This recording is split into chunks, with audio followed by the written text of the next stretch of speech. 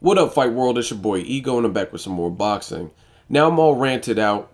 I just want to have a heart to heart, really talk some boxing shit with y'all. So just give me a moment, just listen to the video, leave your comments, let me know what you guys think. Now, they're talking about Miguel Cotto, a fighter I really respect, possibly facing Andy Lee in December. Now, the thing that I want to talk about in this video is piss poor matchmaking, and it's very upsetting because 2013, I think we had a phenomenal year. If I'm not mistaken, you had Lucas Matisse versus Lamont Peterson. Matisse made short work of Peterson, but on paper that looked like a good fight. You also had Lucas Matisse versus Danny Garcia, Canelo versus Mayweather. Mayweather fought twice that year, which is the first time he's done that in a while. You had Pacquiao, who fought, I think Bradley fought Marquez last year. Just some good fights. And then you get to this year, and it's like year of the piss poor matchmaking. And it's really upsetting as a boxing fan because it's really the follow up. Like these promoters, whoever's matchmaking, they're doing it at the worst possible time. Now you have Miguel Cotto, certified legend, guaranteed Hall of Famer, no doubt about it. One of my favorite active fighters. And you're talking about pitting him against Andy Lee. And I just think this is ridiculous. He's the lineal middleweight champion. And the fight you're trying to make for December is possibly Andy Lee. No disrespect to Andy Lee, but what has Andy Lee done to warrant that? Yes, he had a fight where he was getting his ass beat, pretty much handedly losing, and he had to come from behind, I think last round, knockout of the young prospect Jackson. And that was a great knockout, one of the best knockouts of this year. But what has he done? Like, why are we talking Andy Lee and Miguel Cotto? Cotto is a guaranteed legend. And this is just one of many, in my opinion, matches that are mismatches that we don't need to see. Now, I'm not even talking about the actual fight because this boxing, anything can happen. I'm talking about it being a mismatch or the timing being all wrong for this fight. Andy Lee, what has he done? Chavez Jr. beat his ass. He started off good for the first round or two, made it a little bit of a puzzle for Chavez Jr. A limited fighter like Chavez Jr. came and imposed his will, beat the shit out of him, stopped him. He's been stopped before that, I believe. What has Andy Lee done to warrant a Miguel Cotto fight? And again, you have Miguel Cotto, who has now set history for his people, for Puerto Rico, for boxing, and became the first Puerto Rican to win titles in 4 different weight divisions. Huge.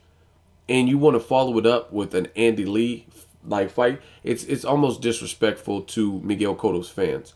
Now, I'm smart. I think ahead. I already know what some of you guys are going to say. Some of you guys are going to say, oh, it's a tune-up fight so he can fight Triple G or he can fight Canelo. But again, that's not a guarantee. And when you step up and become the man, aka the lineal champion or a champion in your division, you have to expect for people to come for your head and throw rocks at the throne. It just comes with the territory of being the champion. You say you're the best, you want to be the cream of the crop, people are gunning for you. People want that opportunity. Miguel Cotto, again, certified legend. So Triple G just had a fight, explosive fight on his behalf, and he really just shut Daniel Gill out, stopped him in a fashion we haven't seen him stop before.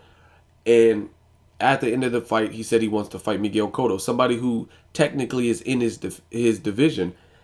And we're talking about an Andy Lee fight. It just this matchmaking from Danny Garcia, Rod Salka, Chris Algieri, Pacquiao, Broner, Emmanuel Taylor, it doesn't make sense. You have Manny Pacquiao who set the record straight in the Timothy Bradley fight, and he got his belt back.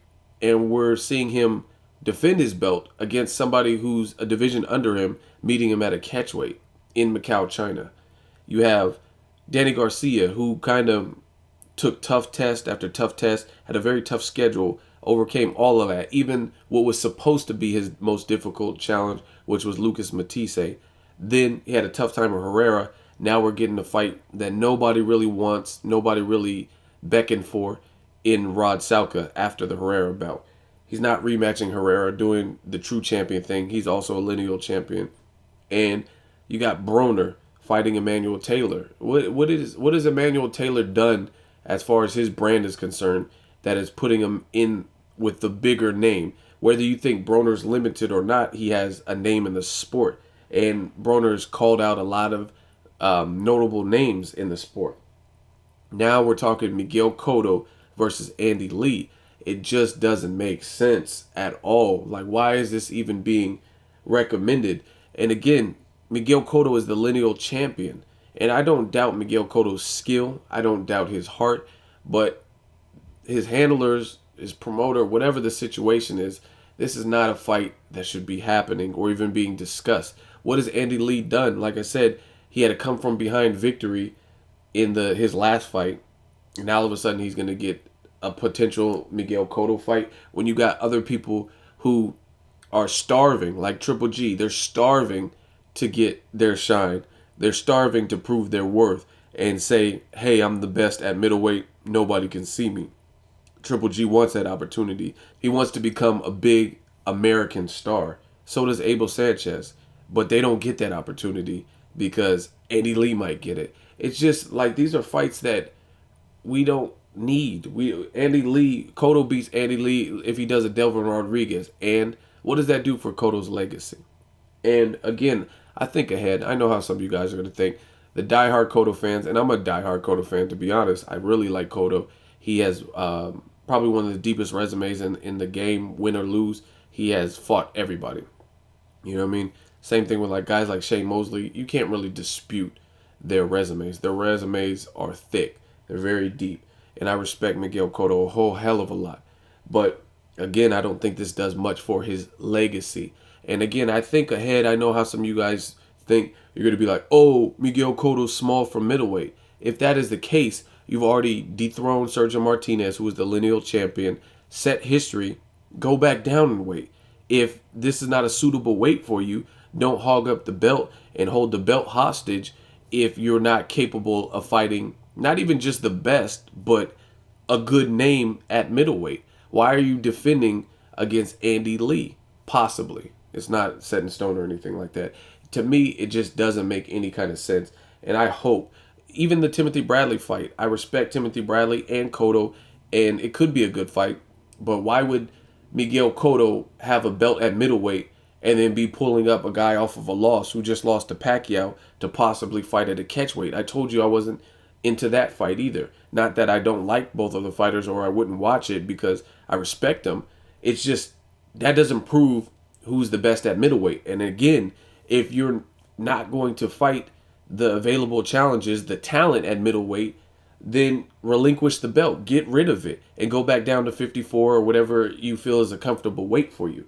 And I don't understand why we're even talking about an Andy Lee fight, and I can't stress this enough. So just some piss poor matchmaking in boxing, and it's really, really just like a turnoff because we got fights that shouldn't be happening. To me, if Chris Algieri gets the shit beat out of him by Pacquiao, that doesn't prove, like, I'm not going to move Pacquiao up higher on the list or even higher up the welterweight list nor the pound for pound list because that's not proving to me what I need to know. If Adrian Broner knocks out Emmanuel Taylor, to me, that is not going to move him up. I'm not going to be like, oh, Broner's back. A, B. I'm not going to do that. Because if Broner beats Emmanuel Taylor, that doesn't signify that he can beat Maidana in a rematch or that he could beat Lucas Matisse or that he can even beat a John Molina or a Chris Algieri, somebody who could make you look bad with their range and their boxing ability. So to me, beating Emmanuel Taylor does not indicate that you are the best at 140. It just doesn't. Same thing with Miguel Cotto.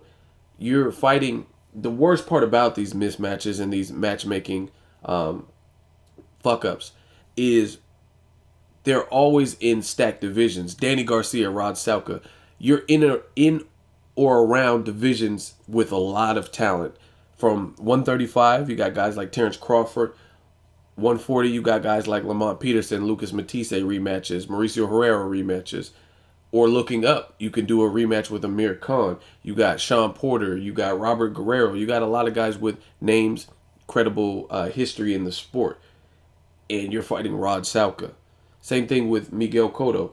There's enough talent. I would even prefer a fight with maybe even a David Lemieux and Miguel Cotto. I'm not saying he must fight Triple G his next fight. I'm not saying that. But if you are the lineal middleweight champion, why not fight someone like, again, like a David Lemieux who just absolutely ran through Fernando Guerrero? You can't call yourself the champion, the lineal champion at that, of a division, and you're not fighting the credible available talent. You're either pulling people up or you're fighting guys who are ranked lower. It just doesn't make sense. So, like I said, for Cotto's sake, for his legacy, a win over Andy Lee doesn't suggest that he's the best at middleweight. What is that proving?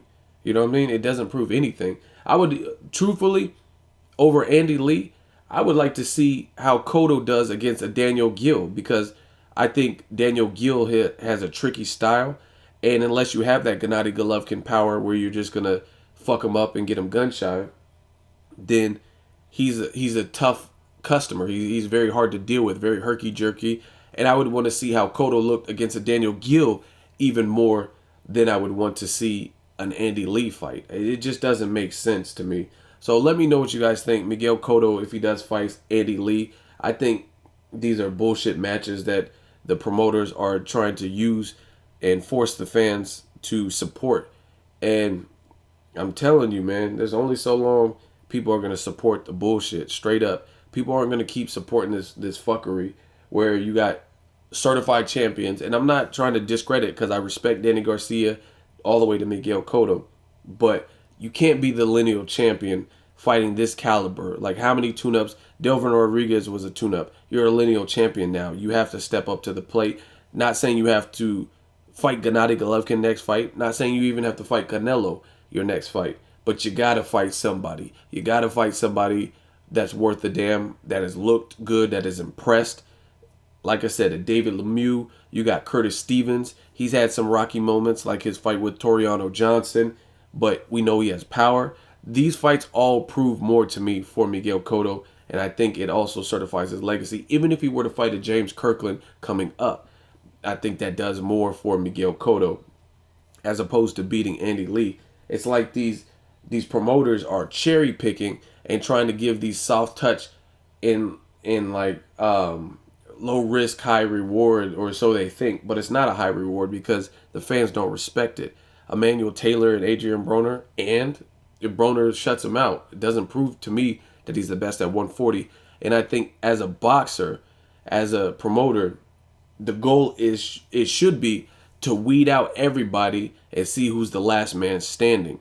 So Miguel Cotto fights fighter A, B, C, and D, and if he's the last man standing, he is truly the best at middleweight. That's how it should be in all divisions, in my opinion. Let me know what you guys think. Make sure you like the video. As always, hate, comment, or subscribe. Till next video, it's Ego signing off.